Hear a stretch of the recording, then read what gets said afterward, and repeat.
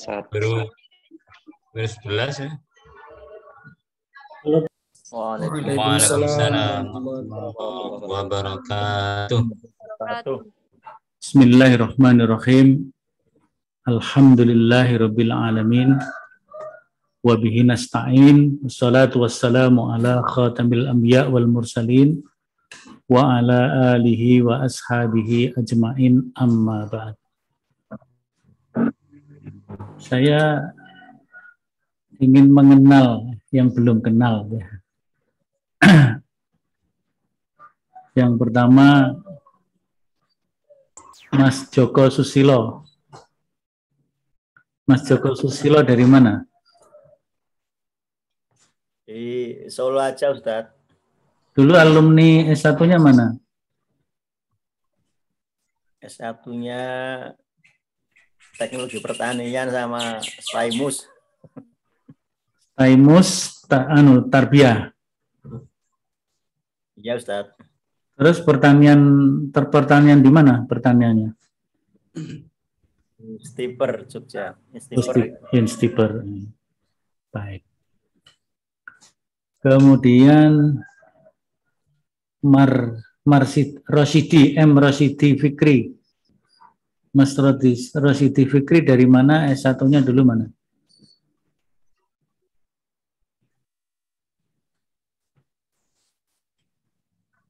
Belum terdengar suaranya.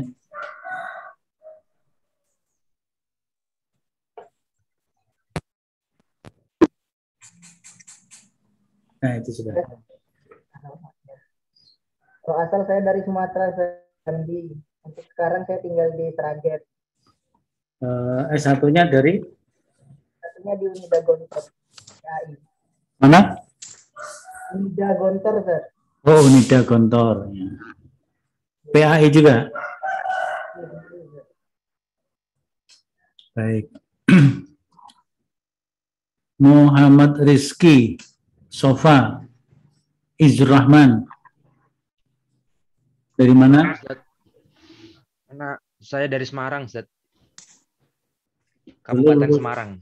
Lulusan S1-nya di mana? Di Azhar, Ustaz. Mesir. Jurusannya? Hadis dan ilmu hadis, Ustaz. Hadis dan ilmu hadis. Baik. Kemudian kalau Mas Wahyudi? Saya kalau KTP masih Jawa Timur, Ustaz, Kediri. Cuma sekarang insya Allah sudah menetap di Solo. Lulusan S1 di UMS dulu, konversi dari ISKIT Gontor, kemudian konversi ke UMS PAI. Tahun berapa ya? Tahun 2009 waktu dekannya Ibu Husniatun. Oh gitu. Husniatun. Dekan 2-nya Ustadz Saifuddin. Selesainya pas Bu Husniatun juga ya? Ya, Husniatun. Mas pas Husni beliau juga. Mas Akif Ka'bah dari Assalamualaikum, Ustaz. Waalaikumsalam. Saya asli dari Gontor, Jawa Timur. Cuma sudah menetap di Sumbawa sekarang, Pak. Oh, aslinya kelahiran Gontor ya? Ya, asli Gontor. Orang Gontor ya? Iya. Dengan Pondok Gontor sebelah mana itu? Sebelah timurnya Pondok. Pak. Tapi belum sampai jurusan ya? Belum. Belum ya. Di belakangnya gornya Gontor itu. Oh iya. Kalau keluarga saya di jurusan itu Komplek Al-Islam itu. Oh, jin. Ada Pak Malik, ada dulu Mbah Sayuti, itu Mbah saya. Jin. Putranya Mbah Sayuti, Pak Pamuji almarhum itu. Pak Lek saya itu. Nyepeng pondok berarti ya? Siapa? Derek. Keluarga jenengan. Ya, termasuk pengajar di pondok itu ada Pak Malik siapa itu. Berapa? Mas Ainul Yakin. Ya, Ustaz. Alumni S1 dari mana? Dari STIK Iskarima, Ustaz. Iskarima. Iya, Ustaz. Lulusan tahun berapa? 2020 kemarin. 2020. Yang uji skripsi siapa? Jenengan, Ustaz. Jagoan ini. Ketemu lagi nih. Kemarin ini kan sebenarnya kita sedang merancang untuk membuka S2 ilmu Al-Quran. Mudah-mudahan semester depan udah bisa lah. Amin. Banyak ada kelas Ustaz yang sudah membicarakan. Ya. Kemarin beberapa saya beritahu menunggu kalau udah dibuka. Karena untuk Solo Raya belum ada. Ya. Satunya ada beberapa. S1 UMS sendiri, Iskarima, IAIN, atau UIN Surakarta, kemudian agak ke barat lagi Salatiga, ke timur Gontor. Itu Pangsa Pasar mudah-mudahan. Walaupun di Ponorogo ada juga di IAIN. Yes, Tadi Mas Akif tadi lulusan mana S1-nya ya? Ya UMM Bapak. Oh Muhammadiyah UMM. Malang. PA di Dan Malang. bukan.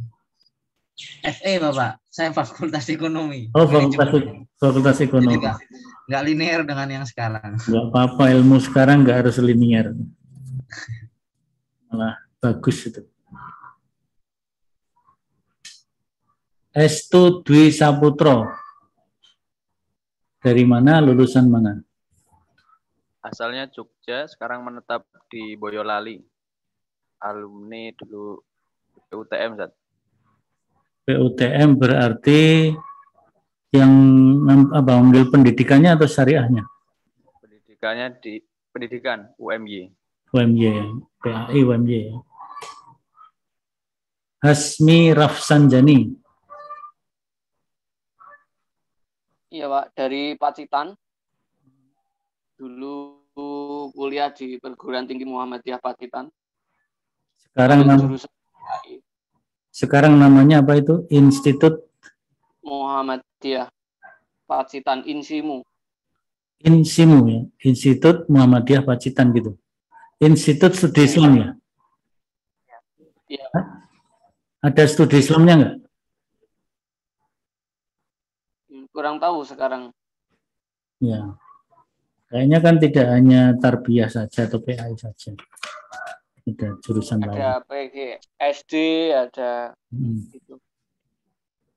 Kemudian Irfan tadi mana Irfan? Mas Irfan? Sudah belum tadi Irfan ya? Sudah ya Mas Irfan? Irfan Fatur Rahman kok nggak bersuara? Suaranya nggak dengar.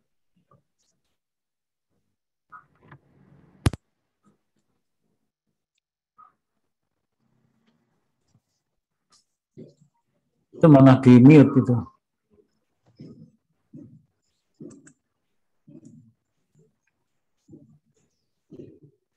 Malah termute. Mikrofonnya merah.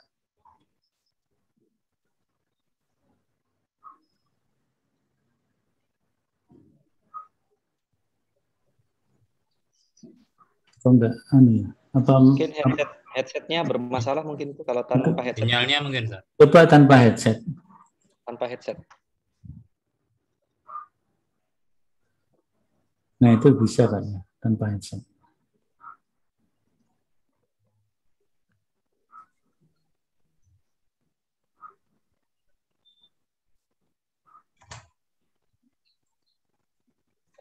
Kadang-kadang disambung headset tuh malah ini.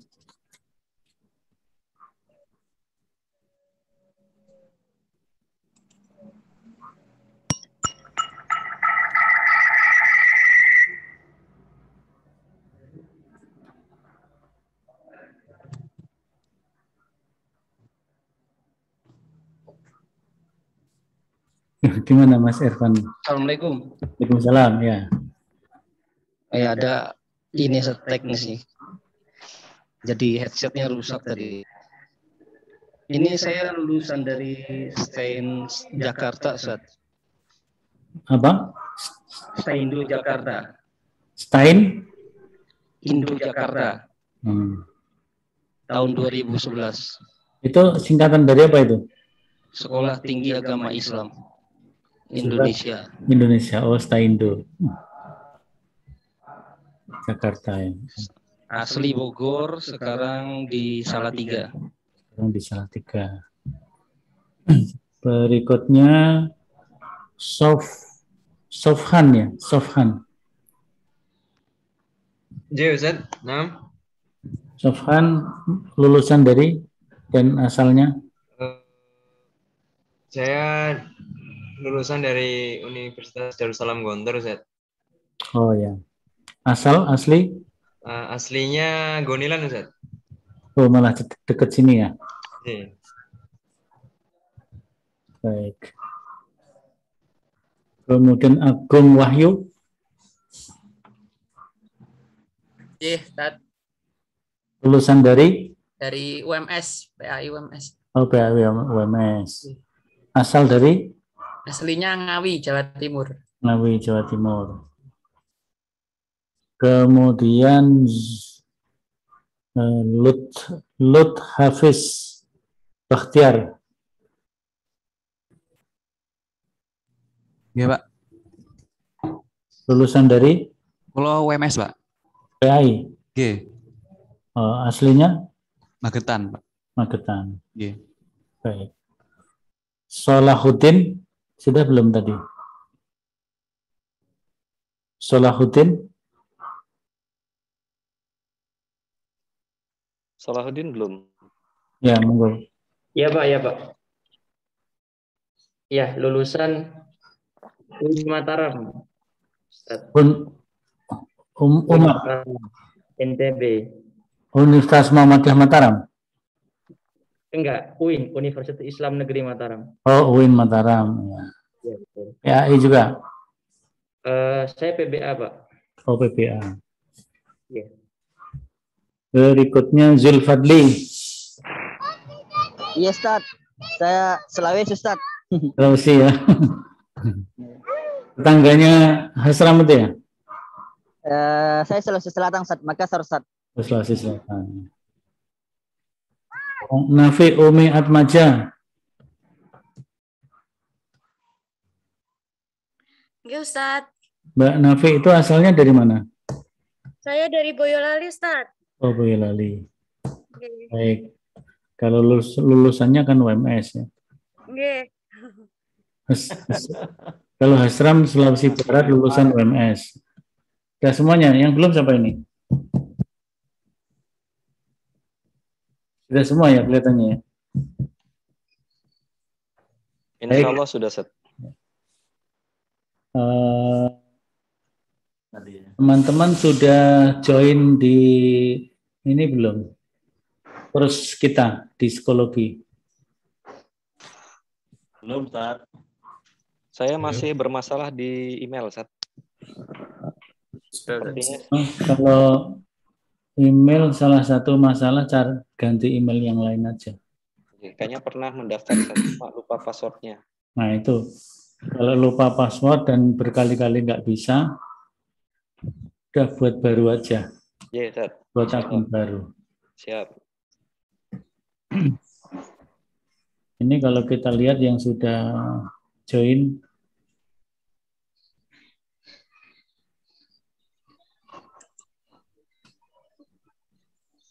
Agung Wahyu Utomo, Muhammad Ainul Yakin ada tuh namanya. Hari ini nggak, ya? Ada ya? Tapi hari ini nggak datang ya? Belum datang ya? Datang, Ustaz. Oh sudah ada. Yang dari Skarima tadi, Ustaz. Oh iya iya. Muhammad Sofhan sudah, Lut Hafid sudah, baru 9 ya, baru 9. Ini sebaiknya segera join, karena kan setiap pertemuan ada sesuatu yang harus ditulis walaupun sedikit di sini untuk kesan-kesan ataupun catatan ataupun komentar atau apa, pandangan-pandangan. Di samping nanti mungkin ada tugas-tugas membuat karya kecil, karya-karya yang minim sebelum makalah, sebelum makalah yang dipresentasikan juga harus disubmit di sini. Pokoknya semuanya terekam di sini, semua proses perkuliahan kita. Jadi diharapkan untuk bisa segera bergabung, join. Kalau tata caranya kan sudah saya masukkan di grup itu ya, pertamanya. Walaupun soundnya pas suaranya agak kecil, nanti saya perbaiki kalau perlu diperbaiki. Kode aksesnya saya kira tetap nggak berubah-ubah selama 1 semester. Baru nanti kalau sudah ada kelas lain, kode akses ini dirubah.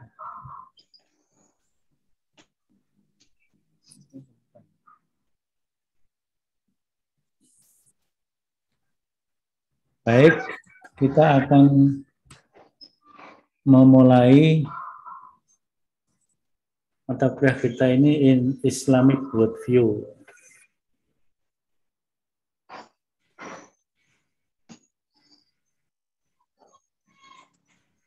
Ini sebenarnya mata kuliah ini hasil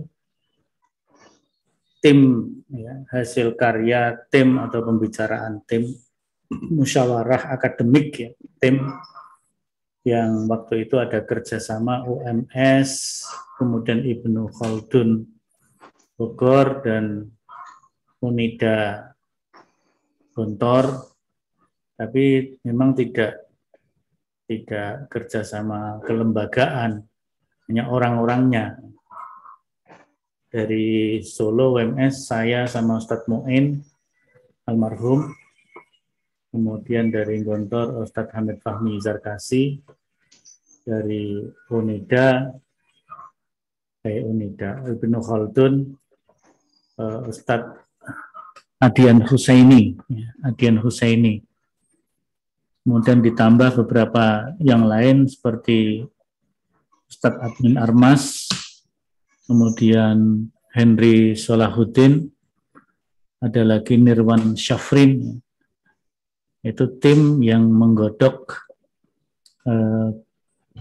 mata kuliah Islamic Worldview ini, Islamic Worldview dan konsep ilmu, atau worldview dan konsep ilmu Islami, kira-kira begitu kalau dibahasakan dalam bahasa Indonesia ya, pandangan dunia dan konsep ilmu Islami. Kalau dalam mungkin perguruan tinggi lain, ini masuknya mata kuliah filsafat ilmu.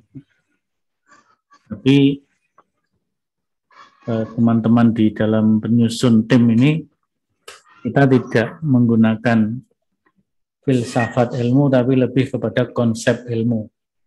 Kalau konsep ilmu itu lebih luas daripada filsafat ilmu. Nah, ini untuk buku yang bisa dipakai, tapi tentu ini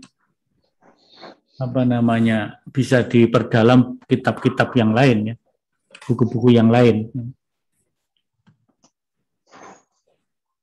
Yang satu berjudul Islamic Worldview. Ini diterbitkan di Jawa Barat. Lupa penerbitnya apa itu. Kemudian yang satu Worldview Islam. Jadi kalau yang satu itu asli bahasa Inggris, Islamic Worldview. Kalau yang satunya Worldview Islam, jadi bahasa Indonesia tapi menyerap bahasa Inggris. Ya, Worldview Islam ini diterbitkan oleh Unida, kalau itu ya, diterbitkan oleh Unida. Tapi penulisnya sebagiannya ada lulusan kita UMS, lulusan S2 UMS. saya lupa namanya. Nah, sekarang menjadi dosen di IAIN Pekalongan. Nah, di dua buku itu dibahas, yang pertama tentu adalah konsep worldview, ya. Pengertian worldview. Mungkin kalau yang dari Gontor mungkin sudah diajarkan mungkin ya. Sudah Mas apa? Yang alumni Gontor ada 2 tadi kan, Unida. Ada mata kuliah worldview Islam apa enggak di S1 Gontor? Untuk PAI tidak ada, Ustaz. Oh, untuk PAI? Lebih ke Usuluddin. Oh, yang ada Usuluddin ya? Iya. Nah, padahal ini mestinya harusnya semuanya ada worldview Islam, ini penting ya. Baik itu pendidikan maupun yang HES juga ada worldview Islam, meskipun namanya beda ya. Kalau dulu waktu masih Ustadz Mu'in itu worldview Islam di HES atau hukum Islam atau syariah namanya As-Thaqafah Al-Islamiyah. Nah, isinya ya Islamic worldview ya, Thaqafah Islamiyah itu. Sekarang diganti An-Nadrah Al-Islamiyah ya, sama dengan Islamic worldview, kira-kira gitu. Dan ketika masuk ke bidang ilmu nanti kan penting di situ ya. Apalagi hukum ekonomi syariah, ketika praktek-praktek al-mu'amalah al-maliyah al-mu'asirah itu kalau tidak menggunakan worldview Islam atau Islamic worldview ya pasti akan terjebak apakah masuk kepada kapitalisme atau sosialisme. Ketika memandang harta, bagaimana jual beli, bagaimana pinjam meminjam, hutang piutang, bagaimana hak milik pribadi dan hak milik negara dan sebagainya itu. Nah, kalau tidak melibatkan Islamic worldview ya, apalagi pendidikan. Pendidikan tentu sangat penting untuk melibatkan Islamic worldview. Maka di sini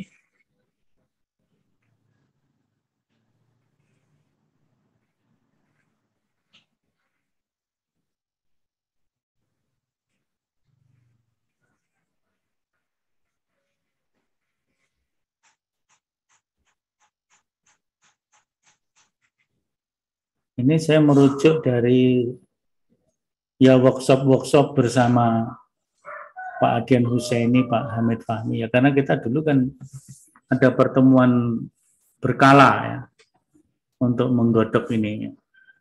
Ini kan ketika OMS masih Magister Studi Islam. Magister Studi Islam kemudian dikembangkan, salah satu konsentrasinya adalah pemikiran dan peradaban. Nah, di situ yang pertama kali mengajarkan Islamic worldview. Kemudian magister pendidikannya ikut masuk di situ karena aspek-aspek pendidikan sangat penting untuk dimasuki nilai-nilai Islam.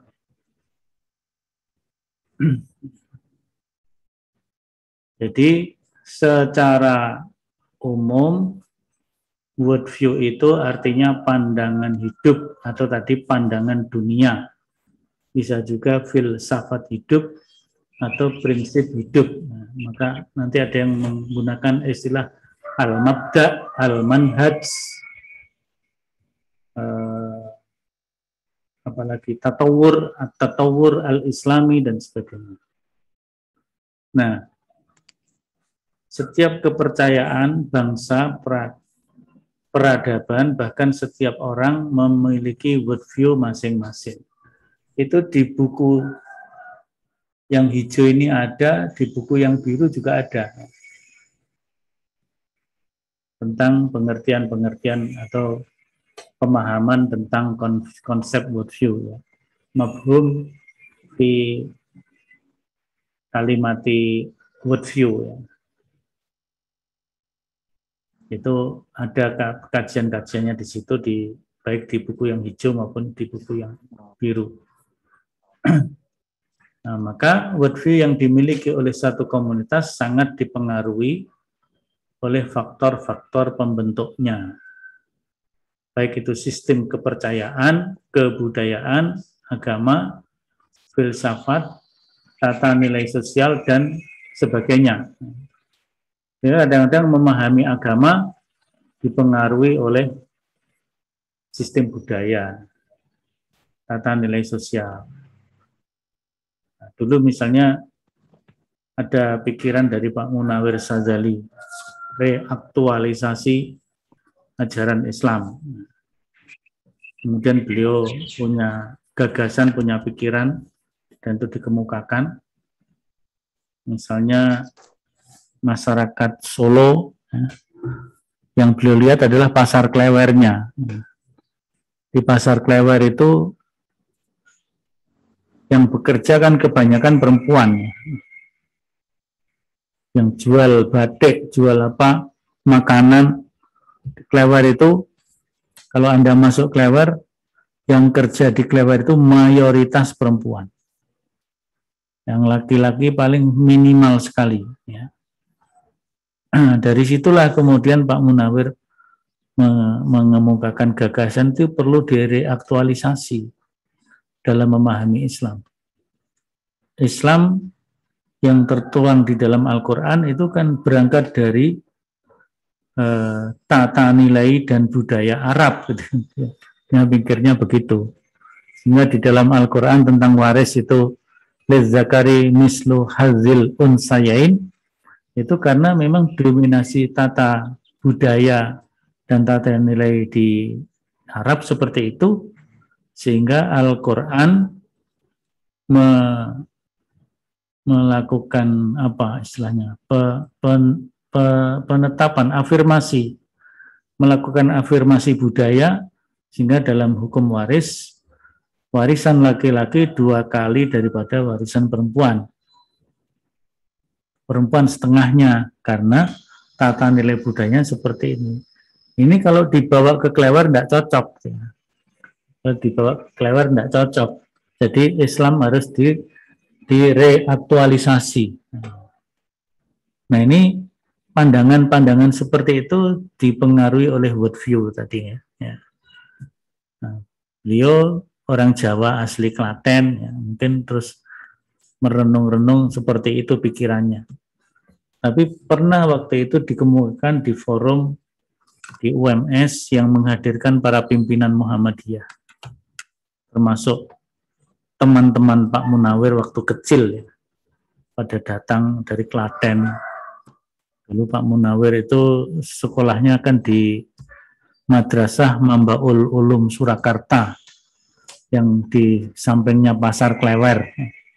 Sehingga beliau mengambil sampel untuk tata nilai budaya itu ya Pasar Klewer, karena Madrasah Mambaul Ulum ada di dekat Pasar Klewer. Di utara Pasar Klewer, sebelah barat atau barat daya dari Masjid Agung, yang dulu sempat pernah dipakai oleh MTS Negeri. MTS Negeri, setelah Madrasah Mambaul Ulum itu ya sudah nggak ada istilahnya. Nah, Madrasah Mambaul Ulum itu melahirkan ulama-ulama besar di Jawa, baik di kalangan Muhammadiyah maupun Nahdlatul Ulama. Di Muhammadiyah ya teman-temannya Pak Munawir, misalnya dulu Pak Kiai Amir Maksum, ketua pimpinan daerah Kabupaten Klaten sekaligus wakil ketua Majelis Tarjih PP Muhammadiyah. Nah, dalam forum itu ada seorang tokoh Muhammadiyah dari Sumatera Selatan, Palembang, ketua PWM, Kiai Rashid Talib ya. Itu menanyakan kepada Pak Munawir. Nah, Pak Munawir, kalau antum beli kopiah, kemudian kopiahnya itu ukurannya nggak cocok untuk kepala, kopiahnya kekecilan, itu yang dirubah ukuran kopiahnya atau kepalanya gitu. kepalanya yang diperkecil atau kopiahnya cari yang cocok besar gitu. Nah, itu menarik sekali pertanyaan orang tua itu. Jadi Pak ini kok bentar, ini saya rubah dulu, ini kok keluarnya macam-macam. Nah, itu apa namanya, tata nilai yang mempengaruhi ya. Tata nilai yang mempengaruhi pola pikir untuk memahami agama dan menerapkan agama. Jadi itu kan kalau dalam bahasa Al-Quran berarti manusia ingin mengajari Allah tentang agama. Manusia ingin mengajari Allah tentang agama. Seolah-olah dia lebih pintar daripada Allah. Nah, itu sebenarnya yang juga dipakai dalam metode berpikir dalam tafsir hermeneutik. Tafsir hermeneutik itu kan mengandaikan metode hermeneutik untuk tafsir kitab suci itu mengandaikan seorang penafsir harus lebih pintar daripada penulis teksnya itu sendiri. Padahal kalau dalam Islam penulis Al-Quran itu kan nggak ada penulis teksnya. Al-Quran itu kalamullah, bukan ditulis, bukan diciptakan. Maka kalamullah al-munazzal ghairu makhluk. Al-Quran itu kalam al-munazzal ghairu makhluk dalam pandangan ahlu sunnah wal jamaah. Kalau pandangan Mu'tazilah, Quran itu makhluk. Quran itu makhluk. Implikasinya jauh gitu ya. Ini termasuk bahasan-bahasan dalam Islamic worldview gitu ya. Nah, faktor-faktor yang menentukan cara pandang dan sikap manusia terhadap apa yang ada dalam realitas dengan spektrum maknanya, baik luasnya maupun sempitnya, ada yang terbatas, ada yang kompleks. Ya. Di sini disebutkan terbatas pada kesini-kinian. Berarti memandang hidup itu misalnya hanya hidup di dunia sekarang ini dan di sini, di dunia ini. Nah, setelah di dunia dan setelah sekarang ini tidak ada kehidupan lagi. Ada worldview seperti itu. Terutama worldview orang-orang yang tidak bertuhan. Atau mungkin ada agama tertentu yang cakupan pandangannya seperti itu. Tapi ada yang menjangkau dunia metafisik atau luar alam, di luar kehidupan dunia dan sebagainya. Jadi dunia dan akhirat. Seperti kalau kita Islam mengajarkan kehidupan, ada kehidupan duniawi, ada kehidupan ukhrawi. Nah, itu cakupan seperti itu juga dipengaruhi oleh worldview tertentu. Maka kalau Islam ya sumbernya ya Quran itu, sehingga Quran itu memang tidak bisa dibatasi harusnya ya. Al-Quran itu tidak bisa dibatasi, sehingga istilahnya Pak Adian Husaini, Al-Quran tidak bisa tunduk kepada sejarah. Jadi Al-Quran itu tidak tunduk kepada sejarah.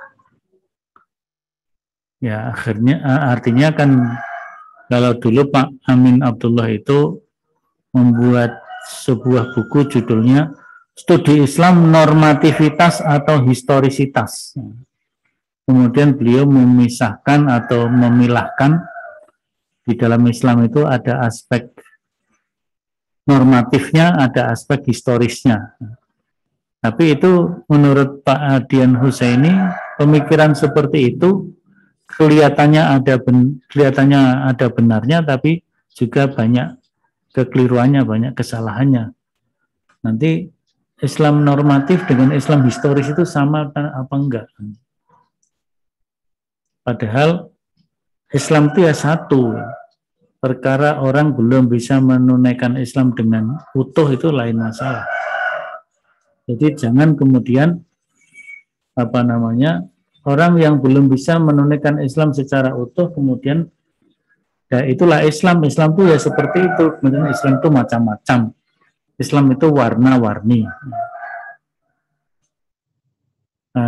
Ada juga seorang tokoh kita Pak Munir Mulkan, ya, Pak Munir Mulkan juga punya tulisan penelitian, tapi karena frame yang seperti itu, ya, frame yang berpikir seperti worldview seperti ini, orang Muhammadiyah itu macam-macam. Orang Muhammadiyah itu macam-macam, menurut beliau begitu. Ada Muhammadiyah yang Salafi. Muhammadiyah yang Salafi, kalau beliau menyebutnya Muhammadiyah Ikhlas, Muhammadiyah Al-Ikhlas. Pokoknya Qur'annya begitu ya begitu, hadisnya begitu ya begitu, nggak boleh dirubah-rubah. Itu Muhammadiyah Al-Ikhlas. Pokoknya sangat tekstual, tidak kompromi apa kata Quran dan Sunnah dah. Itu mungkin Muhammadiyah yang rasa Salafi atau begitu. Kemudian ada yang Muhammadiyah Dahlan, Muhammadiyah Dahlan. Jadi Muhammadiyah mengikuti cara pikir Kiai Dahlan.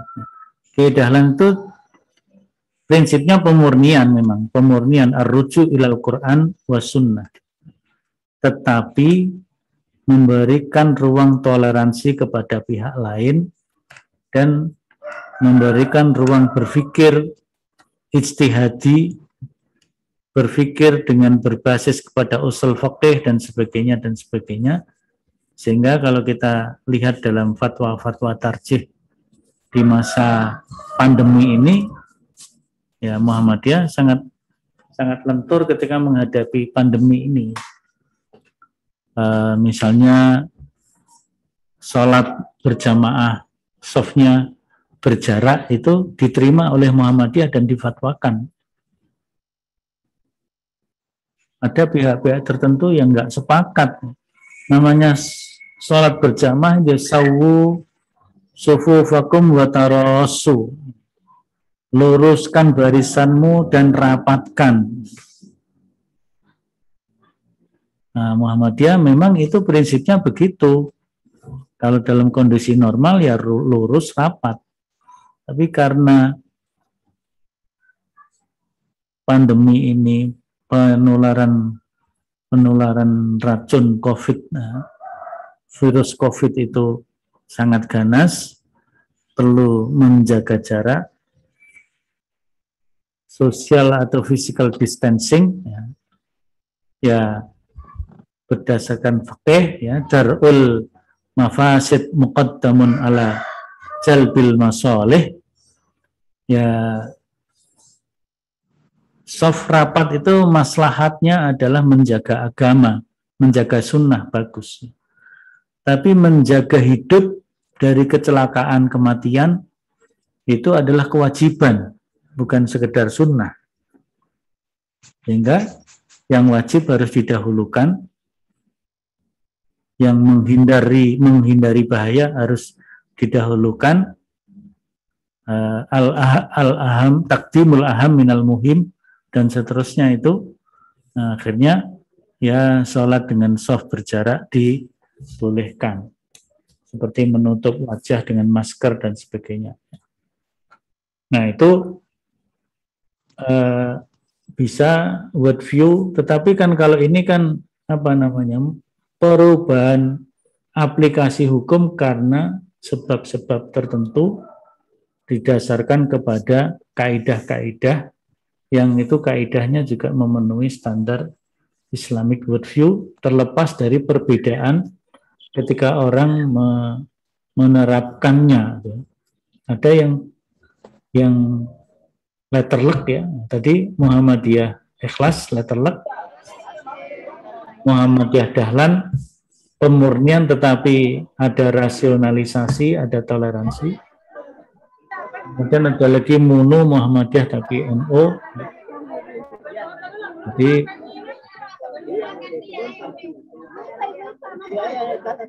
ramai ya.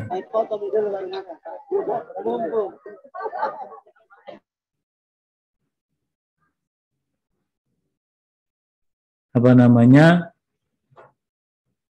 Itu macam-macam yang mempengaruhi dalam memahami agama, maka Islamic worldview menjadi penting. Islamic worldview menjadi penting. Itulah ya. Nah, worldview itu ada beberapa peristilahan. Ada worldview itu sendiri, ada paradigma atau paradigm, ada Weltanschauung, bahasa Prancis saya kira. Weltansicht itu mungkin bahasa Jerman. Kemudian dalam bahasa Arab, para ulama ada yang menyebut at-tasawwur al-islami. Surah itu kan gambaran. Tasawwur penggambaran berarti paradigma. Al-mabda berarti prinsip Islam. An-nazrah atau an-nadhariyah itu berarti adalah pandangan. Ru'yah juga pandangan Islam. Ru'yatul Islam lil wujud. Itu istilah-istilahnya. Kemudian ya ini istilah-istilah dalam Islamnya. Ini spektrumnya tadi, cakupannya. Ada yang memandang fisik saja, ada yang memandang non-fisik saja, ada yang memandang dunia saja, tapi ada yang memandang komplit. Fisik, non-fisik, dunia, akhirat. Ini kira-kira Islam di sini ya. Alimul ghaibi wasyahadah. Lahir az-zahir wal batin. Kemudian ad-dunya wal akhirah.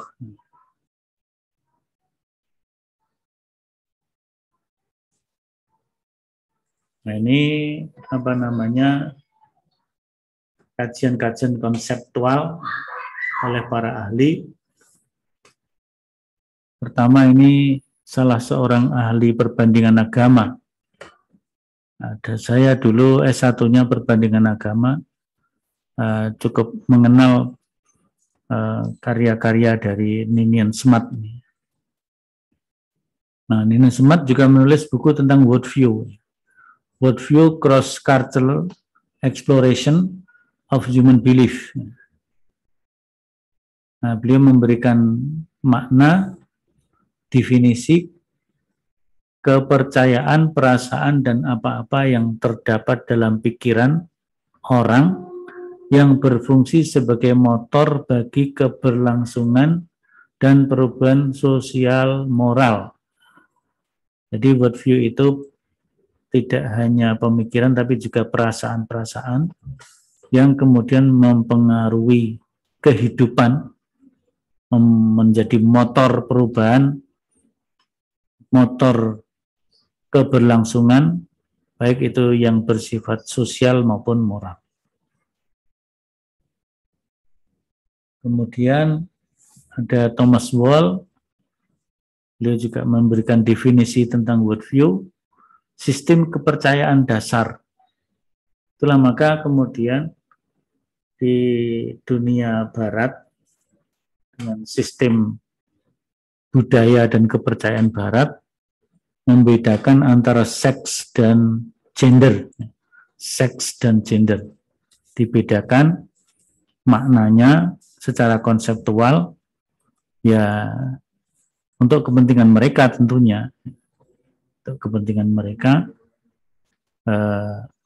kalau seks itu yang bersifat kodrati, fisik, biologis, kodrati. Tapi kalau gender itu tata nilai budaya yang bisa jadi juga dilatar belakangi oleh agama. Sehingga kalau agama mengajarkan ar-rijalu qawwamuna 'alan nisa, itu harus ditafsirkan sedemikian rupa. Kemudian mengajarkan lizzakari mislu hazil unsayain. Sehingga pemikiran-pemikiran yang dikemukakan Pak Munawir Syazali tadi bisa dianggap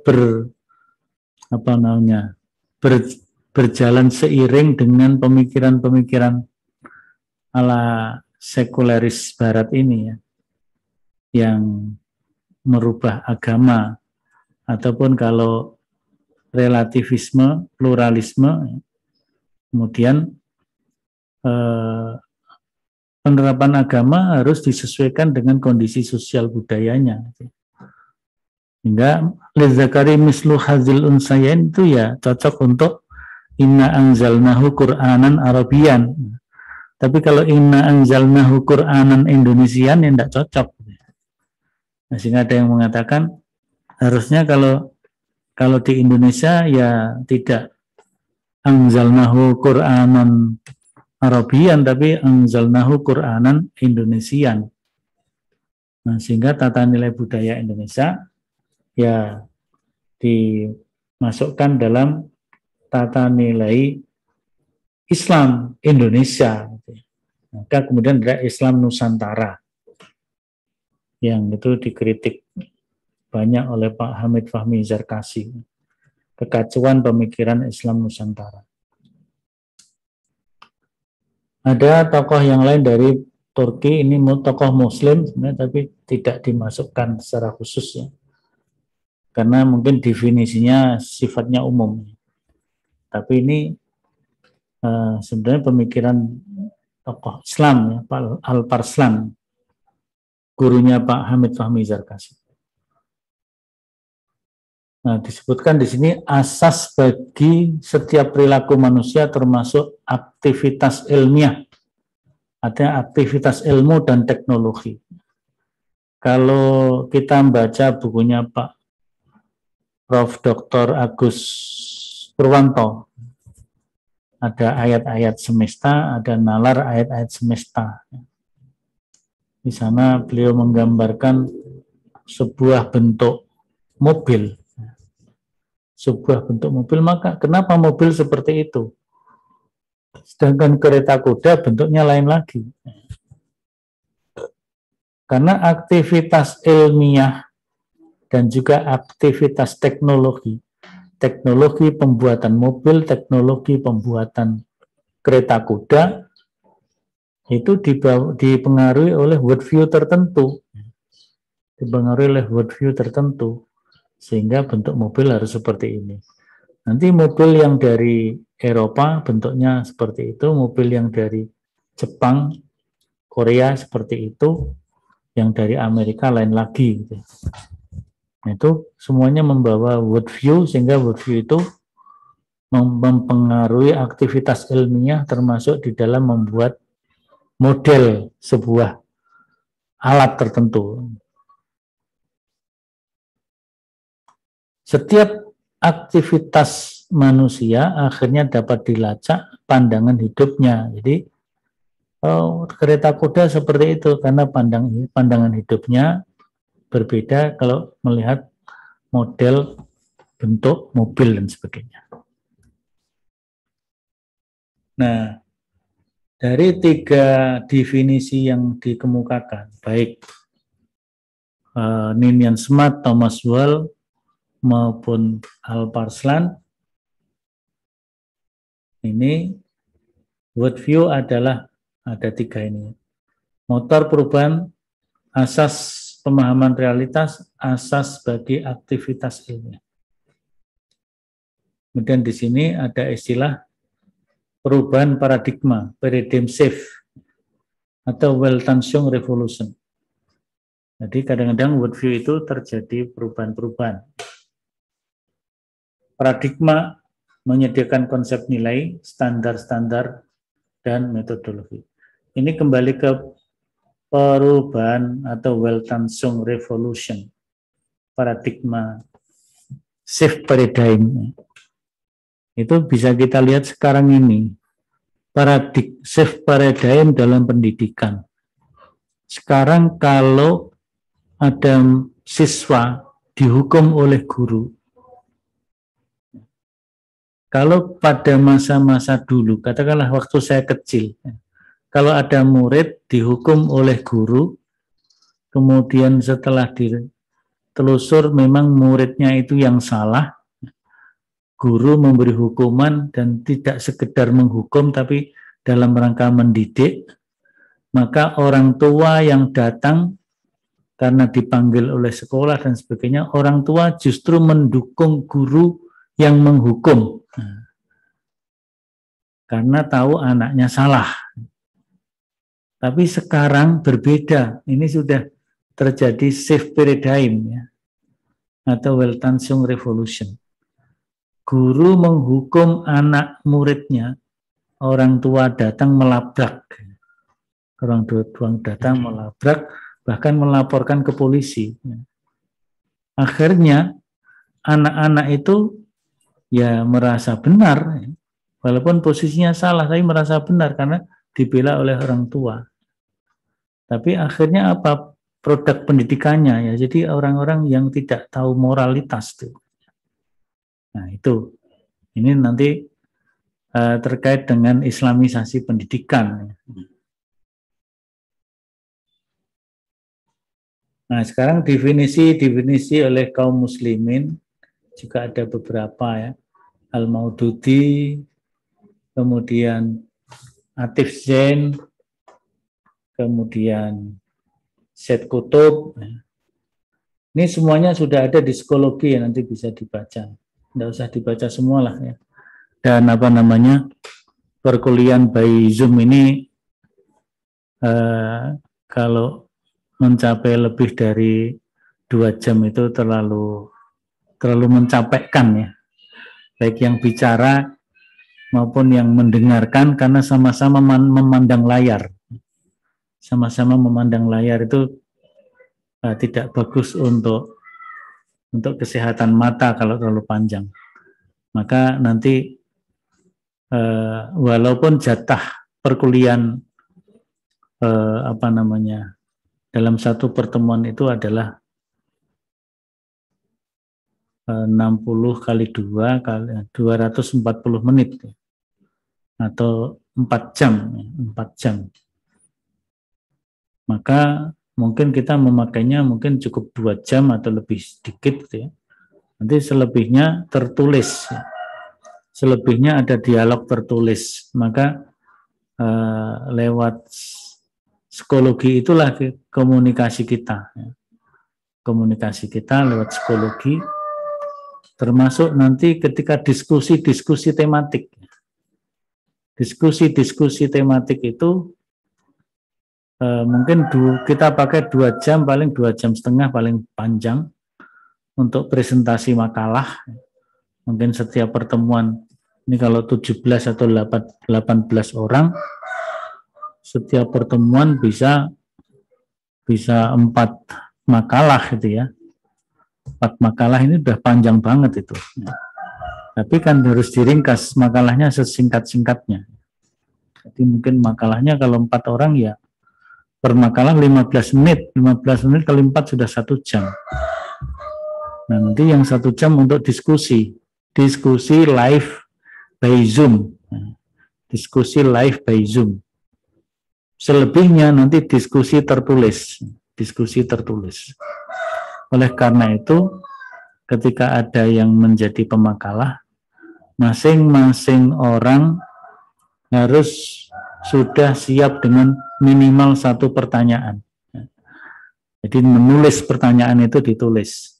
Dan ditulis di psikologi sehingga terekam. Nah, nanti kalau ada waktu untuk live by Zoom, maka makalah pertanyaan yang tertulis tadi dibacakan untuk didiskusikan. Jadi disampaikan secara lisan, tapi tulisannya ada. Disampaikan secara lisan, kemudian dijawab secara lisan juga oleh pemakalahnya.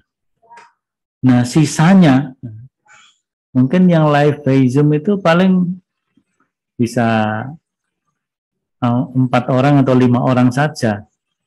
Selebihnya nanti dijawab secara tertulis. Dijawab secara tertulis. Maka nanti disubmit di psikologi, pemakalah bisa melihat, oh pertanyaannya tadi ini nih.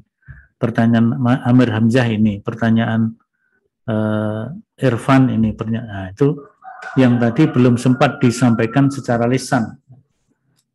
Semuanya disampaikan secara tertulis, maka dijawab secara tertulis. Nah, bahkan kalau misalnya yang dibahas itu 5 pertanyaan dalam Zoom, nah, berarti kan mahasiswanya ada 18, makalahnya 1. Jadi yang dijawab tadi 5 ditambah 1, pemakalah kan nggak jawab ya, nggak bertanya. Berarti masih ada 13. 13 itu apakah mau dijawab satu-satu? Kan nggak usah gitu. 13 itu dikelompokkan. Mungkin 13 itu kalau diringkas hanya jadi 5 pertanyaan atau bahkan hanya jadi 3. Nah, itu maka kemampuan meringkas sebuah pertanyaan menjadi 1 pertanyaan yang lebih simpel itu juga merupakan keterampilan sendiri. Nanti menjawabnya juga keterampilan sendiri. Ini sekaligus bagaimana kita memiliki keterampilan melakukan summary, melakukan abstraksi dari beberapa teks yang banyak. Ini definisi-definisi ya. Kalau Naqib al-Atas istilahnya ini ru'yatul Islam lil wujud. Tadi kalau Syed Qutb istilahnya at-tasawwur al-islami. Kalau Syekh Atif istilahnya adalah mabda. Kemudian kalau yang satu lagi yaitu Al-Maududi An-Nazariyah Al-Islamiyah. Ini karena struktur India, struktur Urdu Islami Nazariyah.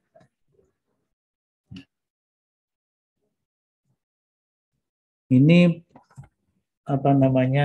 bagaimana Islamic worldview Islam itu dibangun ya. Islam mengajarkan agama secara luas, mengajarkan khusus kepercayaannya, akidah iman, mengajarkan juga pendidikan, mengajarkan tradisi, mengajarkan budaya. Nah, dari situ nanti lahir Islamic worldview. Itu juga berevolusi. Mulai periode Mekah sampai periode Madinah. Periode Mekah awal mungkin lebih kepada keimanan, akhlak, belum kepada ibadah muamalah. Tapi ketika periode Mekah yang kedua, sudah mulai muncul konsep ibadah, karena sekitar 1,5 tahun sebelum hijrah itu ada kewajiban sholat 5 waktu, ada puasa, gitu ya. Tapi kemudian juga ada ilmu, konsep ilmu, kenabian, konsep din, dan lain-lainnya. Nah, nanti ketika periode Madinah menjadi lebih kompleks lagi.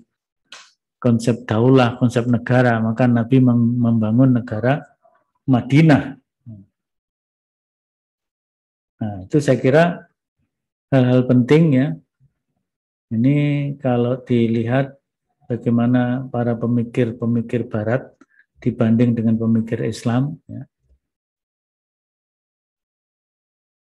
Semuanya sebenarnya memasukkan agama dan memasukkan kepercayaan kepada Tuhan, ada konsep etika dan sebagainya. Tetapi di alam pikir Barat, agama tidak berhubungan langsung dengan urusan-urusan aktivitas kehidupan keduniaan. Itulah maka muncul ideologi sekuler. Nanti berbeda dengan konsep dari para pemikir Muslim, misalnya Naqib al-Atas, kemudian Said Qutb. Ini menunjukkan pokok-pokok pikiran ini sudah menunjukkan tentang keterkaitan keintegrasian antara urusan dunia dan akhirat, urusan agama dan dunia.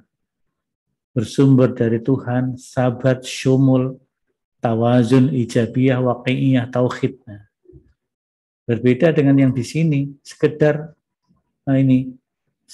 konsep kepercayaan kepada Tuhan, konsep ilmu, konsep realitas, tapi nggak ada keterkaitan antar konsep-konsep itu.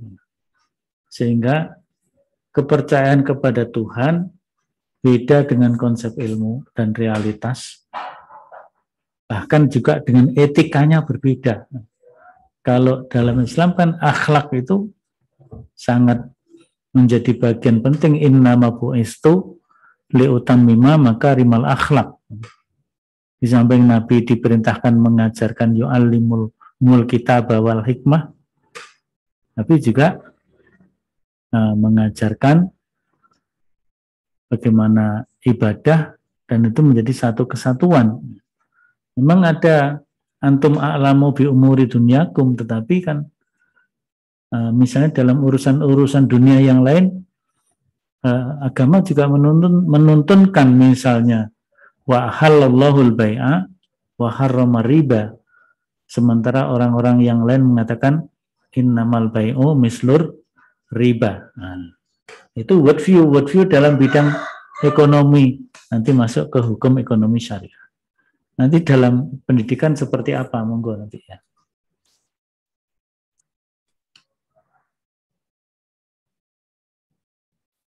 Nah, ini masih banyak. Nah, worldview nanti terkait dengan perang pemikiran. Nah, di sini kan ada macam-macam. Nih, worldview Barat postmodern yang membawa pikiran-pikiran pluralisme, liberalisme, nihilisme, anti-otoritas. Anti-otoritas itu maka menjadi anti-agama.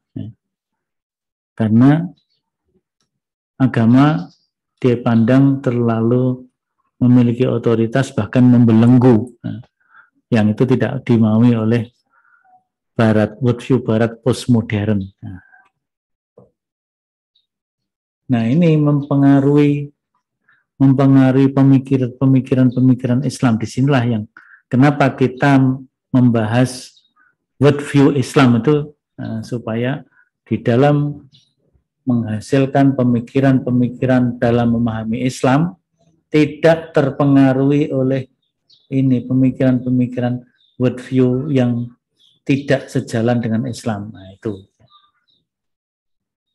Maka yang tadi saya sebut hermeneutik itu ya, karena mengandekan hermeneutik itu seorang penafsir harus lebih cerdas daripada penulis teksnya. Berarti kan seorang mufasir harus lebih pintar daripada Tuhan, lebih pintar daripada Allah. Apa bisa seperti itu? Ya, makanya di dalam Al-Quran ada istilahnya mengajarkan agama kepada Allah. Nah, tadi yang disampaikan Pak Kiai Rashid Thalib ketika mengkritik Pak Munawir Sadzali seperti itu, dan Pak Munawir pada saat itu saya lihat beliau nggak bisa menjawab secara jelas gitu ya. Nah, ketika kalau beli kopiah ini kekecilan, yang diperkecil kepalanya atau kopiahnya yang diganti ukurannya. Ketika melihat pasar klewer, yang disesuaikan Qur'annya atau pasar klewernya. Pak Rashid Thalib ini mengutip ayat Al-Quran surat Al-Baqarah 185, Syahrul Ramadan alladzi unzila fihil Qur'an hudal linnas. Quran itu fungsinya sebagai petunjuk kepada manusia. Kalau Quran itu hudal linnas, yang disesuaikan hudannya atau nasnya. Nah, jadi inilah Islamic worldview Quranic worldview, Islamic worldview bertumpu kepada Quranic worldview. Ini sangat penting ya. Sehingga kalau nggak begitu, memahami Islam, memahami pendidikan Islam, memahami hukum Islam, sangat mungkin dipengaruhi oleh pemikiran-pemikiran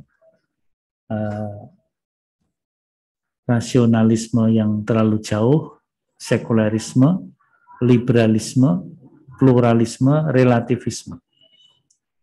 Nah, dalam sejarah dunia, hubungan Barat dan Timur kita kenal ada orientalisme, itu yang mungkin lebih bernuansa budaya, kolonialisme bernuansa politik kenegaraan, misionarisme bernuansa misi agama.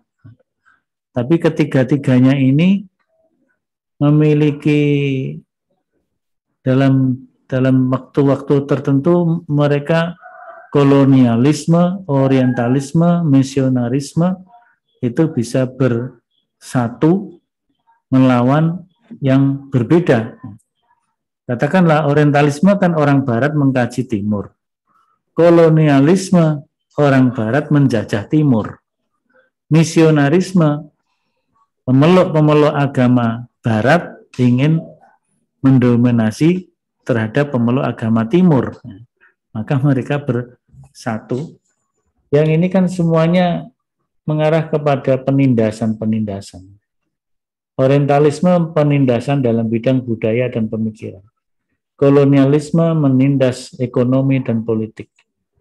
Misionarisme menindas agama itu sendiri. Nah, ini saya kira kenapa kita harus mengkaji Islamic worldview, karena dalam kehidupan itu sangat deras pertempuran pemikiran, ghazul fikr,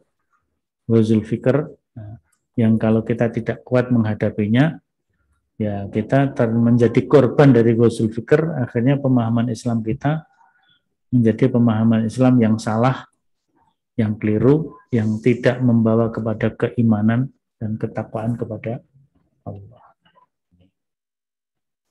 Nah, sekarang apa yang harus kita lakukan setelah kita mengkaji definisi-definisi ini? Sebelum kita nanti mengembangkan pemikiran yang sifatnya tematik untuk Islamic worldview dan juga konsep ilmu Islam. Jadi dalam waktu menuju pertemuan nanti yang kedua, apa sih sebenarnya worldview? Ini yang perlu digambarkan oleh kita semua. Sebenarnya worldview itu apa? Nah, sekarang untuk melihat apa itu worldview, saya minta teman-teman ini yang baru masuk siapa ya? Tadi 16, sekarang 17.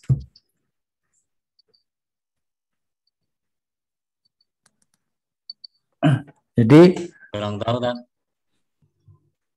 Saya minta untuk melihat fenomena yang ada di masyarakat. Jadi masing-masing melihat fenomena yang ada di masyarakat. Boleh masyarakat kita sendiri, boleh masyarakat kita berada, di mana kita berada. Misalnya yang aslinya, yang tinggal di Boyolali, Bogor ya, dari Bogor ya. Nah, yang dari Bogor tapi sudah tinggal di Salatiga ya, tinggal di Salatiga. Itu boleh melihat fenomena yang ada di Bogor, boleh, atau fenomena yang ada di Salatiga. Yang itu menggambar suatu worldview yang hidup di dalam masyarakat. Tidak harus terkait dengan Islam, mungkin bisa terkait dengan sistem budaya yang ada di setempat. Bisa juga sistem budaya itu ada kaitannya dengan Islam. Yang penting teman-teman ini mencoba menuliskan suatu worldview yang hidup di masyarakat yang dipraktekkan oleh masyarakat. Itu digambarkan, ditulis, ya mungkin cukup 1, 2, 3 halaman saja. Semuanya membuat, nanti kalau waktunya cukup semuanya bisa mempresentasikan singkat-singkat gitu ya. Nah, jadi ini memahami konsep worldview, memahami terminologi worldview dengan melihat praktek hidup di masyarakat kita, yang itu kemudian bisa disebut sebagai worldview yang hidup di masyarakat.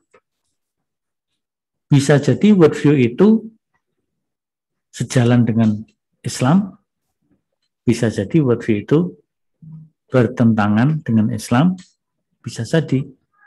Atau worldview itu justru mungkin bergumul dengan keyakinan agama tertentu, tapi kemudian hidup dan dipraktekkan oleh umat Islam di satu tempat. Nah, itu barangkali yang kemudian disebut ada Islam Nusantara itu tadi. Nah, itu silakan ditulis 2, 3 halaman, nanti dipresentasikan, mudah-mudahan cukup ya. Kalau 17 orang itu mungkin nggak sampai 5 menit itu ya, 4 menit itu untuk menyampaikannya. Jadi bagaimana memformulakan setelah kita memahami apa itu worldview, konsep worldview. Kalau ala Barat Ninian Smart tadi seperti apa, Thomas Wall seperti itu. Kalau yang tengah-tengah antara Islam dan Barat mungkin Pak Al-Parslan tadi. Kemudian yang Islam ada Al-Mauduti, Atif Zain, Syed Qutb, Naqib Al-Atas. Itu ya, itu ditulis. Pokoknya fenomena apa saja yang ada di sekitar Anda, sekitar kita. Boleh sekitar kita di mana kita tinggal, boleh sekitar kita di mana kita berasal. Kita berasal. Nah, baru nanti kan pertemuan ketiga sampai pertemuan yang ke-7 itu sudah presentasi diskusi tematik. Nanti saya rumuskan dulu tema-temanya, karena tema-tema ini akan sangat mengikuti jumlah mahasiswanya. Ini jumlahnya 17 atau 18, berarti nanti ada tema 8 tema ya. 8 tema. Kok 18 tema. 18 tema. Kalau ini suara apa ya? Kok ada suara mendengung-dengung?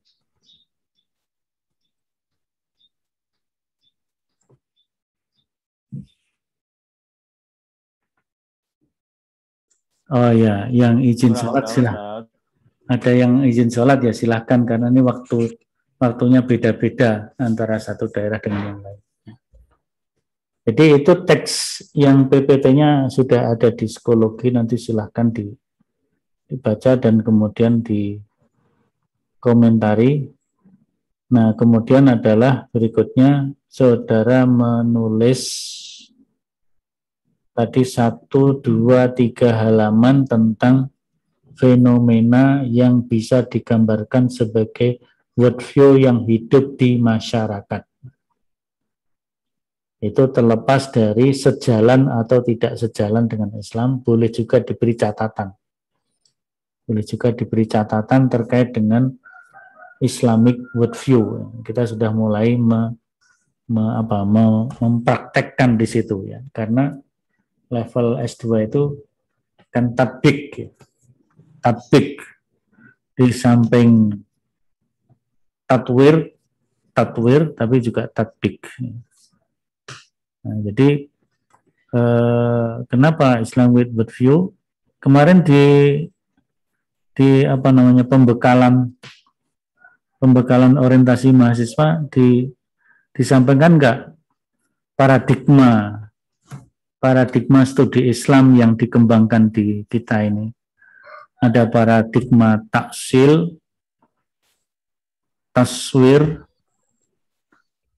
tatwir, tarsyid dulu, kemudian tatwir, kemudian tangzir dan tatbik. Disampaikan nggak? Sempat mencatat nggak? Ada mendengar itu nggak? Nah, kalau enggak nanti ya kita sampaikan ya. Jadi kalau tapi di dalam RPS-nya belum dimasukkan. Jadi berpikir dan mengembangkan ilmu dalam Islam, baik itu nanti pendidikan, hukum, ekonomi syariah ataupun yang lain, itu yang pertama adalah prinsip T yang pertama adalah taksil. Taksil. Taksil dari kata al-aslu, al-asalah. Maka kajian Islam itu harus dikembalikan kepada orisinalitas ajaran Islam yang bersumber kepada Al-Quran dan As-Sunnah. Itu taksil. Jadi mengkaji Islam harus selalu ar-ruju' ilal asli. Ar-ruju' ilal asli al-islami, ya. Ilal usul al-islamiyah, yakni Al-Quran was Sunnah. Tapi kita dituntut juga untuk taswir, menggambarkan, memaparkan realitas sosial, tapi juga mungkin realitas berbagai macam hasil riset, realitas teori-teori yang dikembangkan oleh berbagai macam manusia, sehingga dalam melakukan taswir terhadap realitas itu, kita menemukan ada realitas keilmuan yang sejalan dengan Islam, tapi ada realitas keilmuan yang justru mungkin pertama hanya berbeda dengan Islam, atau ada yang bertentangan dengan Islam. Itu level taswir. Setelah taksil, taswir. Kok antara taksil dengan taswir ini ada yang bersesuaian, ada yang tidak bersesuaian. Nah, kalau yang bersesuaian mungkin oke-oke saja. Ketika yang tidak bersesuaian harus apa? Nah, maka terhadap keduanya, baik yang bersesuaian maupun yang tidak bersesuaian, harus kita tingkatkan kepada tahap T yang ketiga, yaitu tarsyid. Nah, tarsyid. Tarsyid itu dari kata rasyada yurasyidu, arsada yursyidu, irsyadan, rasyada yurasyidu, tarsyidan. Nah, jadi kalau ada, terutama kalau terjadi perbedaan dan pertentangan antara yang taksil dengan yang taswir, maka harus ada tarsyidnya, harus ada catatannya, harus ada pengarahannya. Oh, ini harusnya begini, harusnya begitu.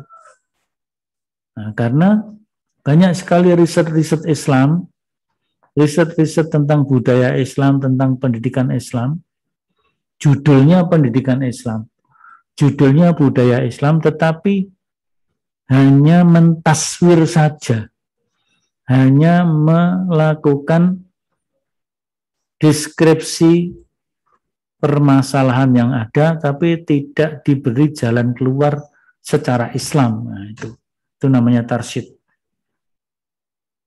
Misalnya ada kajian tentang Islam Jawa, Islam Jawa.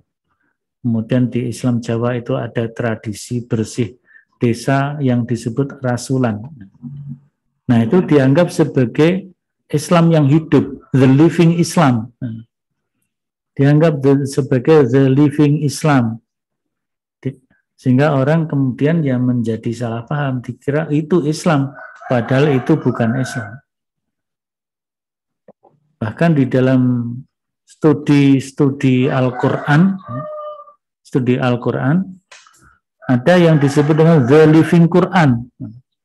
The living Quran.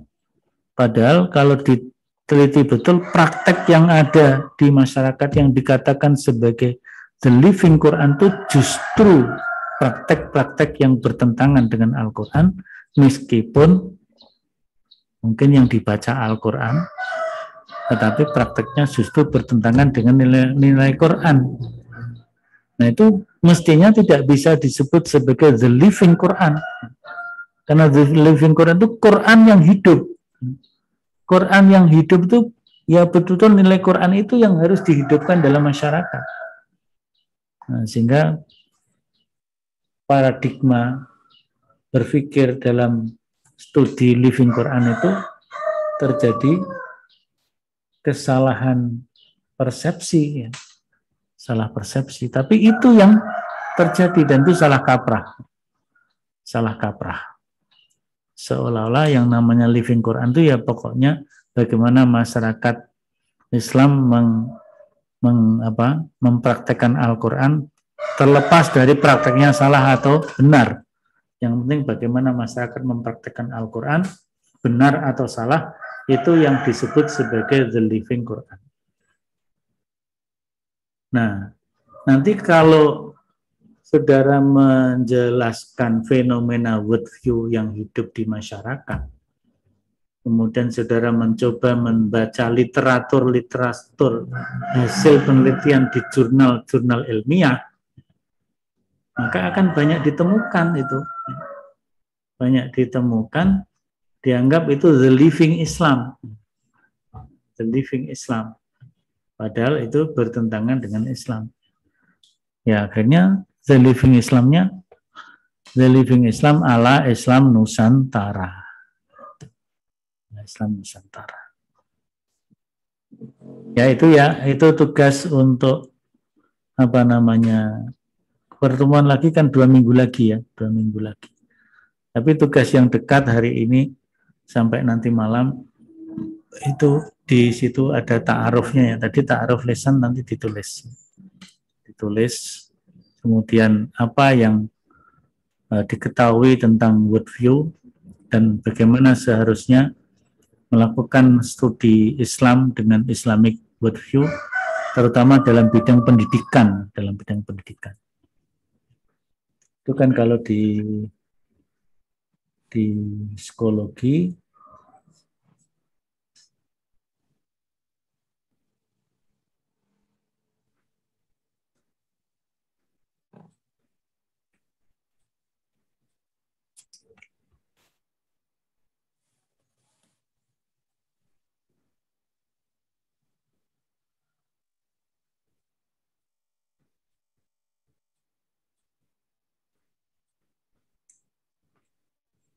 ini RPS-nya, tinggal nanti saya buat jadwalnya untuk presentasi tematiknya. Kemudian ini PPT hari ini. Nah, di sini silahkan beri komentar sekaligus ta'aruf singkat Anda di sini. Nanti kalau saudara klik nanti di sini ada tempat untuk memasukkan.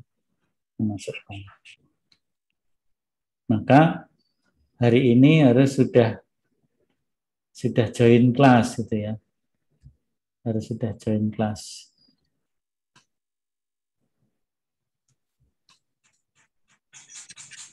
Ini sudah tambah 12 ya. Misalkan sudah join kelas sehingga bisa mensubmit yang ditugaskan hari ini.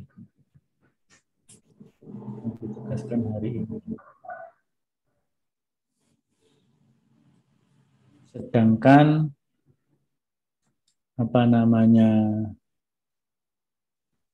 untuk yang akan datang nanti submitnya masuk di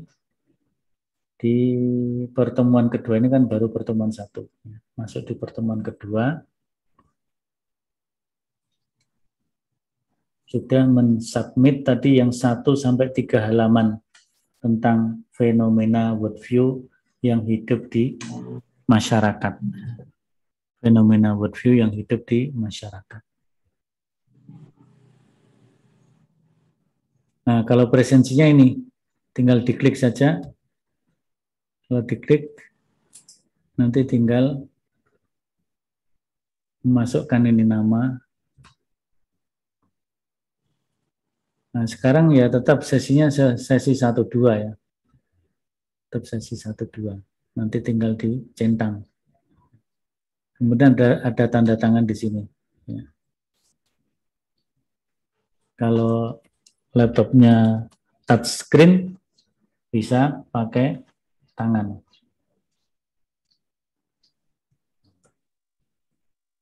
Kalau kurang pas, dihapus, ditandatangani lagi.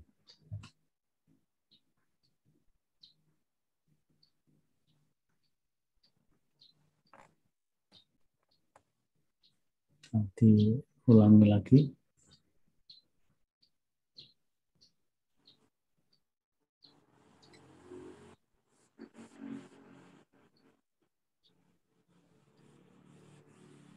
Kalau ada pertanyaan, dipersilakan.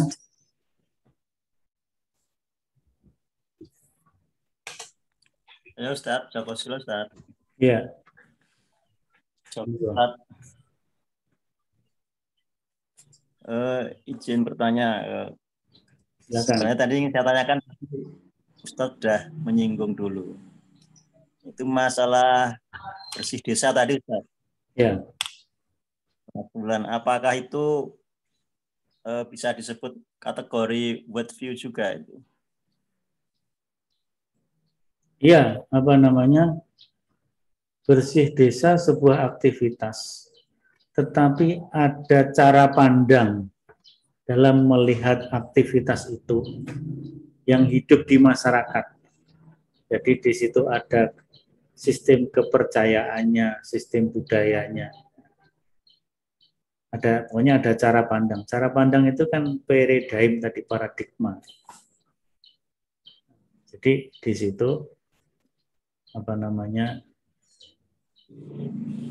Bahkan ada kepercayaan yang melatar belakangnya, nah, itu namanya sudah world view. Sudah world view. Contoh lagi misalnya di masyarakat Jawa itu, kalau seorang adik mendahului kakaknya untuk menikah adiknya lebih dulu. Itu kan harus ada upacara tertentu. Ada upacara tertentu, apakah pelangkaan atau apa namanya. Nah, itu kan ada cara pandang dan ada keyakinan yang ada di dalam tradisi seperti itu. Nah, itu sudah world view. Tapi world view-nya didasarkan kepada tata nilai budaya yang bisa jadi juga bersumber dari sebuah keyakinan atau agama, tapi tentu yang seperti itu karena nggak ada dalam Quran Sunnah berarti bukan ajaran agama Islam. Tapi kalau mungkin seorang adik tadi bilang baik-baik pamit, Mas, aku tak duluan ya nikahnya. Nggak usah pakai upacara tertentu. Nah, itu saya kira sebagai adik menyampaikan ucapan seperti itu bisa dianggap sebagai sebuah kesopanan. Adik mendahului kakaknya, minta izin. Nah, itu saya kira bisa menjadi bagian dari akhlak Islam. Jadi, tapi kalau kemudian harus ada upacara apa, terus selamatan apa, ada, saya nggak tahu bentuknya, kayak apa itu, model kelangkaan itu. Itu saya kira bagian dari itu, Pak Joko. Yang lainnya? Saya, Pak. Saya, Ustaz. Oke. Hanya untuk memperjelas dan mempertegas saja. Dalam penangkapan saya, artinya Islamic worldview itu cara pandang Islam terhadap apapun aspek dalam kehidupan gitu, Ustaz ya, yang kemudian tarik bersumber pada Al-Quran dan Sunnah begitu. Ya. Jadi tidak ada batasan begitu, tidak ada batasan skop, hanya misalnya agama, ekonomi, jadi totalitas begitu, dalam tangkapan saya begitu, Ustaz. Iya betul. Jadi kalau dalam bidang pendidikan nanti penerapan dalam pendidikan ada, dan makanya nanti di pengembangan konsep ilmu ke arah kepada islamisasi ilmu atau mungkin pengilmuan Islam, kan ada dua istilah ya, ada islamisasi ilmu, nanti ada pengilmuan Islam. Ada yang mempertentangkan antara kedua itu. Nah, kalau saya justru tidak usah dipertentangkan.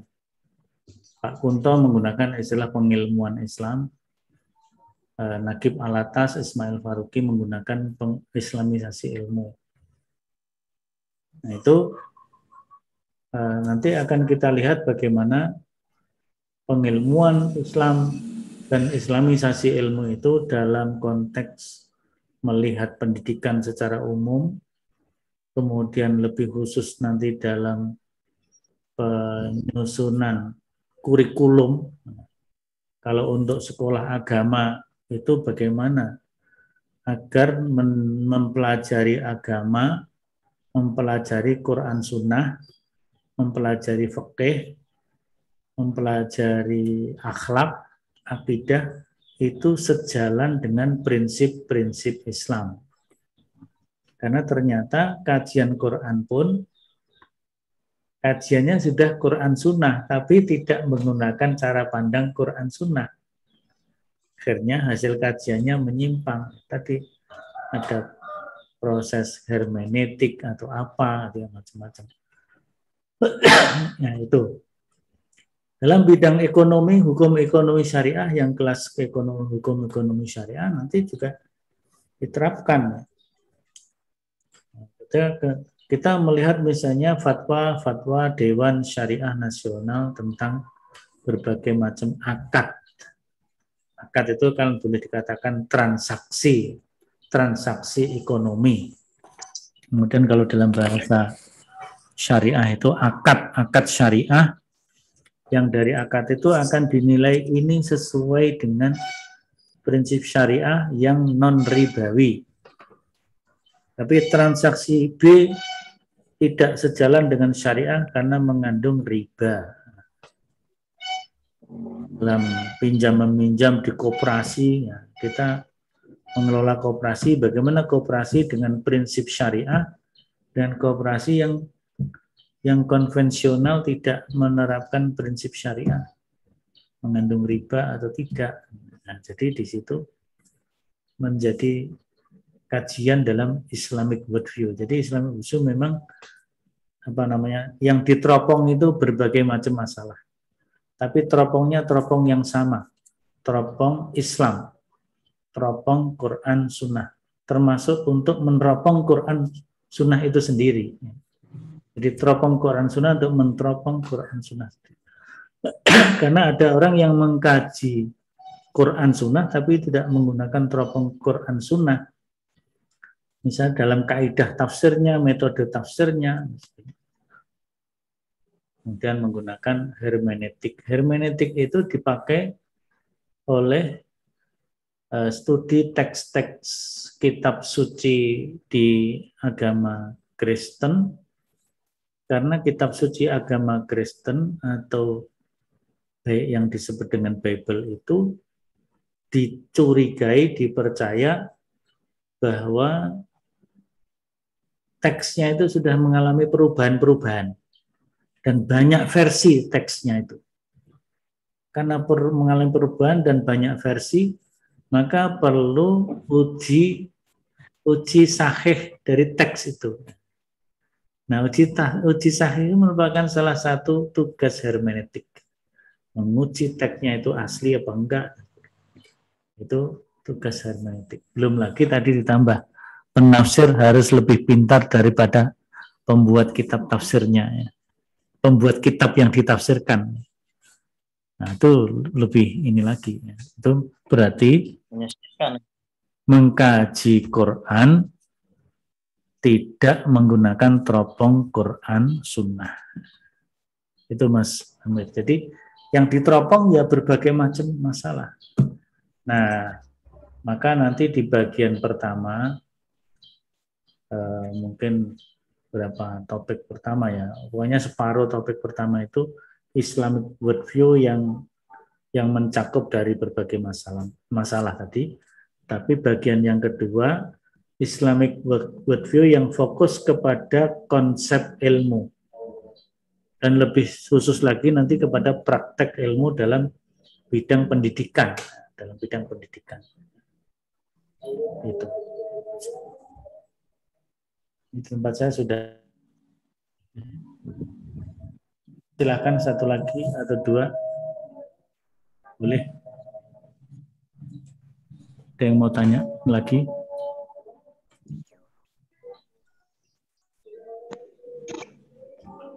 Endingnya tetap terjadi khilafiyah dalam agama maupun konsep pendidikan ya Ustaz ya.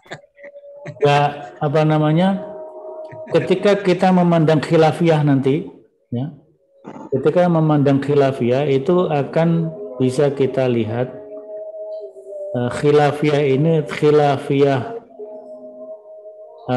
tanawu'iyah atau khilafiyah tadodiyah. Nah, penting kan gitu. Jadi perbedaan yang satu tetap berada dalam koridor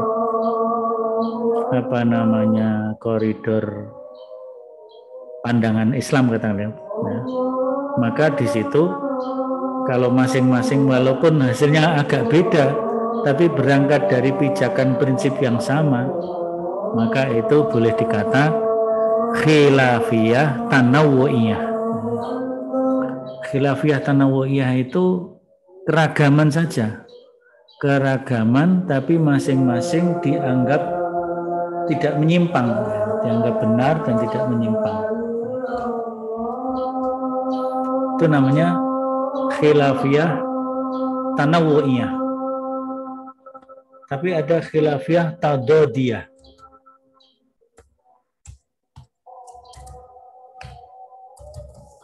Khilafiyah tadodiyah yang satu berangkat dari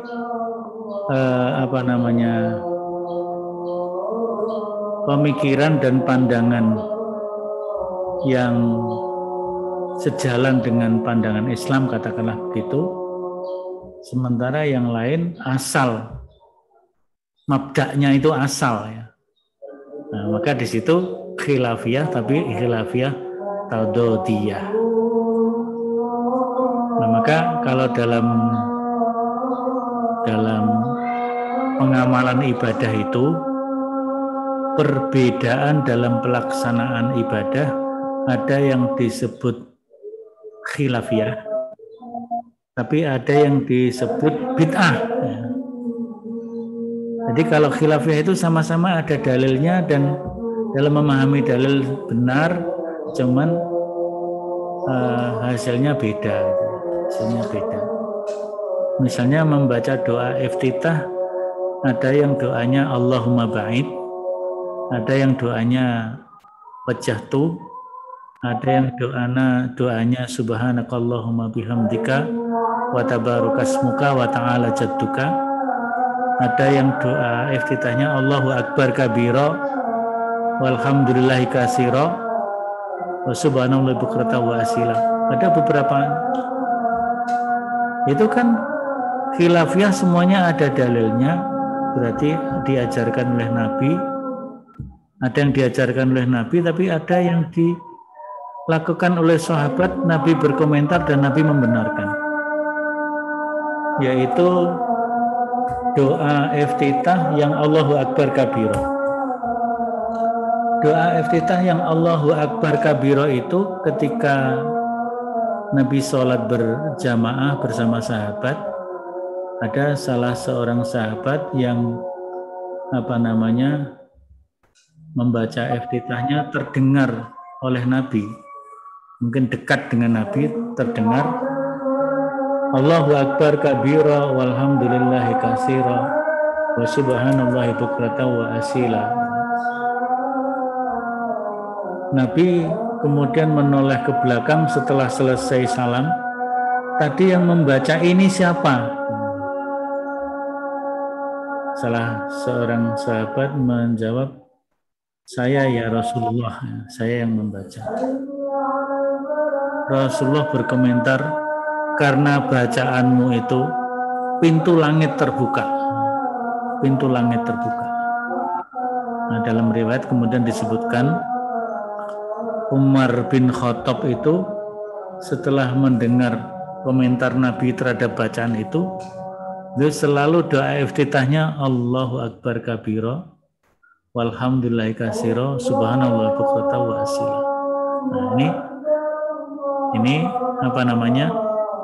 Khilafiyah, tapi ada dasarnya, maka ya monggo dilaksanakan sesuai dengan pemahaman dan keyakinan. Tapi kalau perbedaan, tapi yang satu pakai dalil, satu nggak ada dalil, nah itu namanya nggak ada dalilnya, berarti man amila amalan raisa alaihi amruna. Nah, ini dalam konteks worldview nanti akan bisa dilihat itu worldview dalam pelaksanaan ibadah yang berbeda. Dilihat ada dalil atau tidak.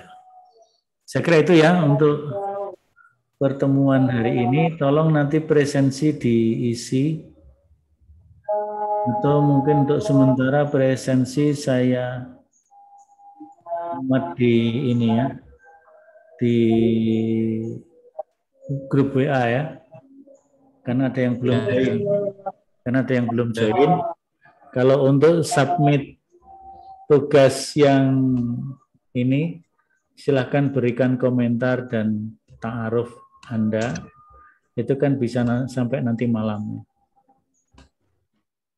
Artinya saudara masih bisa melakukan submit setelah ini. Ini saya masukkan di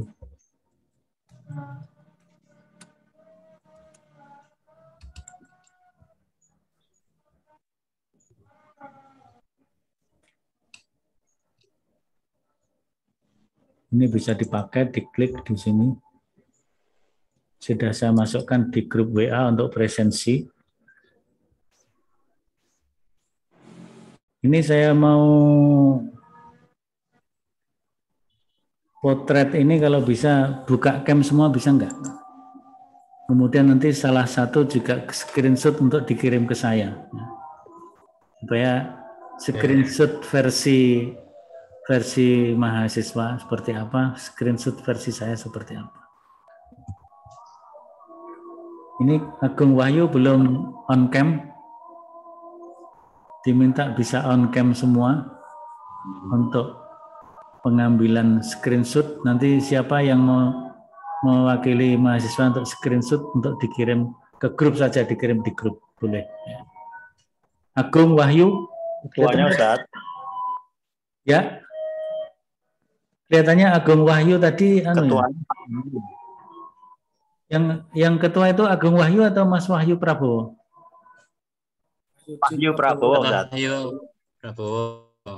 Yang ketua kelas itu Agung Wahyu atau Wahyu Prabowo? Wahyu Prabowo. Wahyu Prabowo.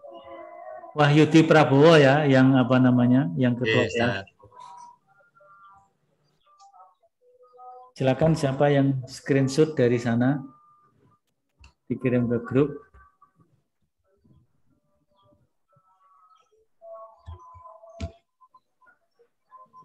Oh, Pak Nafi baru on cam. Saya ulang lagi kalau gitu.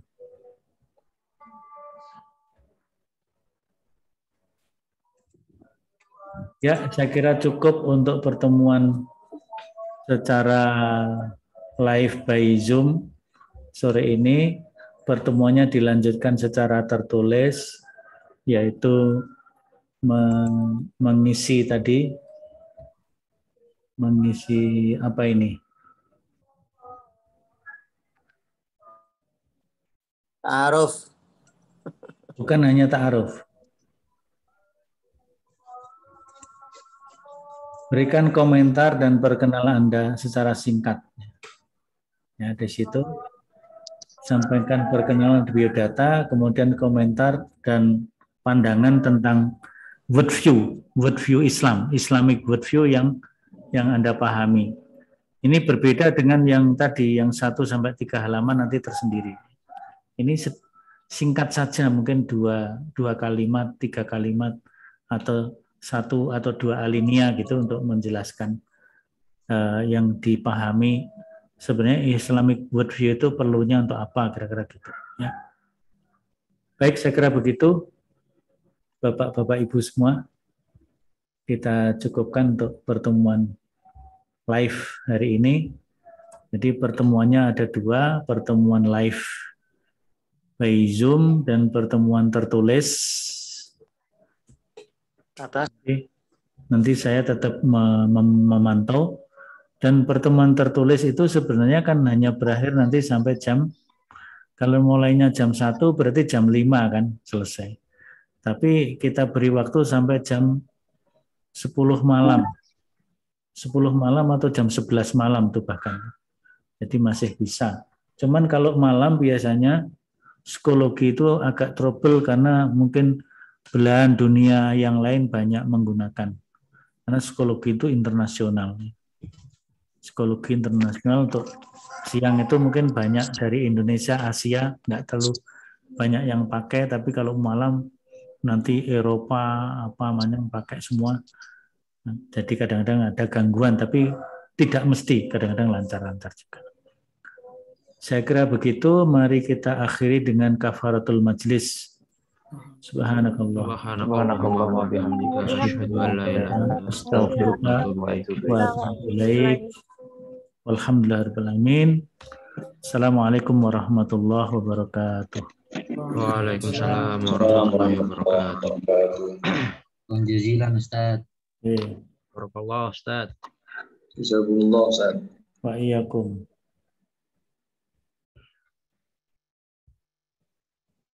Mari selak komat.